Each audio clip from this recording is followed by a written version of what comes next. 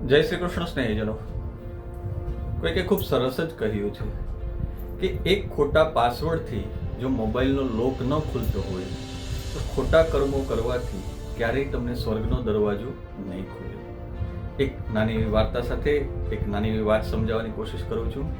એક રાજા હોય છે, એમને એમના મંત્રીઓ ઉપર શંકા હોય છે કે મંત્રી છે એ ખૂબ ખોટા કામ કરે છે, પ્રજાના હિતમાં કામ નથી કરતા અને ખૂબ જ ગફલો કરે છે, ખૂબ જ બેઈમાની કરે છે. એટલે રાજા છે એ એક દિવસ રાજ કચેરી સવારમાં બોલાવે છે અને એલાન કરે છે કે 3 મંત્રીઓની એમાંથી પસંદગી કરે છે અને 3 મંત્રીઓને બોલાવીને કહે છે કે તમારી એક પરીક્ષા હું લેવા માંગુ છું, તમારે એક મારું કાર્ય છે એ પૂરું કરવાનું છે. હું એક તમને કંઈ પણ એક કાર્ય સૂચવું છું, એ કાર્ય તમારે પૂરું કરવાનું છે. પેલા રાજા છે એ મંત્રીઓને કહે છે કે તમારે આપણો જે સૌથી સારામાં સારો બગીચો છે એ બગીચામાં તમારે જવાનું છે અને એ બગીચામાં જઈને તમને 3 થેલા આપવામાં આવે છે અને એ 3 થેલા છે એ ફળોથી ભરીને લાવવાના. જે સારા ફળો હોય છે એ ફળો એ થેલામાં તમારે ભરીને લાવવાના હોય છે. તમને 1 દિવસનો સમય આપવામાં આવે છે. આજે સવારથી લઈ અને સાંજ સુધીમાં તમારે એ થેલા છે એ ફળોના સારા ફળો જે ખાવા લઈએ મારા માટે સારા ફળો ગોતીને લાવવાના છે. એ પછી હું તમારી પસંદગી કરીશ. પેલા 3 મંત્રીઓ છે એ બગીચામાં જાય છે અને ફળો ગોતવાની શરૂઆત કરે છે.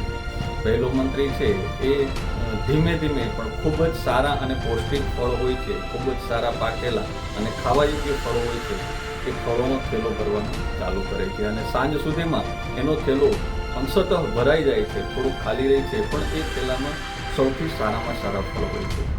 બીજો મંત્રી હોય છે એ પણ ફળો ભરે છે, પણ જલ્દી ફળનો થેલો ભરી લેવાની ઉતાવળમાં છે. એ કોઈ કાચા, કોઈ પાકા, કોઈ સડેલા ગમે એવા ફળ ગોતી અને થેલામાં નાખે છે અને સાંજ સુધીમાં એ પોતાનો થેલો આખો ભરી લે છે. ત્રીજો મંત્રી હોય છે એ વિચારે છે કે આ થેલો જ ખાલી રાજા જોવાના છે, એને ખોલીને એમાંના ફળો તો જોવાના નથી. તો એ મંત્રી છે એ એમાં ઘાસ ને પાંદડા ને લાકડા ને ભૂકો ને એ બધું ભરી દે છે. ઉપર ફક્ત ગણ્યા ગાંઠિયા છે એ 4-5 ફળો છે એને ઉપર મૂકી અને પોતાનો થેલો જલ્દી ભરી એનું મોઢું બાંધી અને રાખી દે છે. સાંજે રાજ કચેરીમાં 3 મંત્રીઓને બોલાવવામાં આવે છે. 3 મંત્રીઓ આવે છે અને પૂછે છે કે તમે સારા ફળો છે એનો થેલો ભરી આવ્યા છે? એટલે 3 મંત્રીઓ કહે છે કે હા અમે ભરી લીધો છે અમારો થેલો. પેલો જે મંત્રી હોય છે જેણે સારા ફળ ગોત્યા હોય છે એનો થેલો થોડો નાનો હોય છે. રાજા જુએ છે. એના પછીનો જે મંત્રી છે જેણે કાચા પાકા ફળ ગોત્યા છે એનો થેલો પણ પૂરો ભરેલો હોય છે. અને ત્રીજો મંત્રી છે જેણે ફક્ત ભૂકો, ઘાસ અને પાંદડા ભર્યા છે અને માથે ખાલી દેખાવ પૂરતા 4-5 ફળ છે સારા એ રાખ્યા હોય છે. એનો થેલો ફૂલ ભરેલો દેખાય છે. એટલે રાજા કહે છે હવે તમને 3 મંત્રીઓને 45 દિવસ માટે થઈને 1.5 મહિના માટે થઈને એક રૂમમાં બંધ કરી દેવામાં આવે છે અને તમને જે ફળો મળ્યા છે, તમે જે ફળો લઈ આવ્યા છે એ ફળો દ્વારા જ તમે તમારું જીવન નિર્વાહ કરવાનો છે. 45 દિવસ સુધી તમને બીજું કોઈ ભોજન આપવાનું.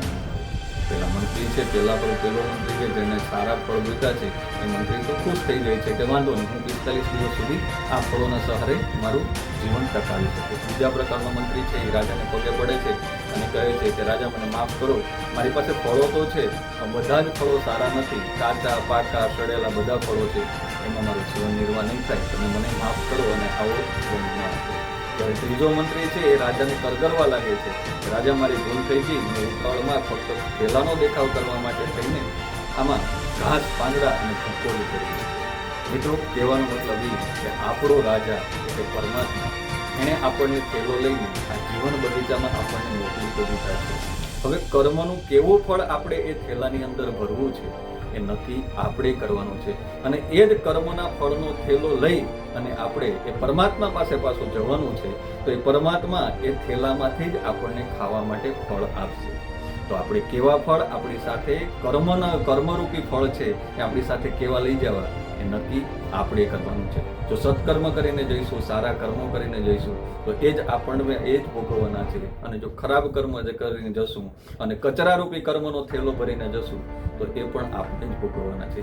નક્કી આપણે કરવાનું છે કે આપણે કયા ફળનો થેલો ભરીને જવાનું છે. જય શ્રી કૃષ્ણ સ્નેહીજનો.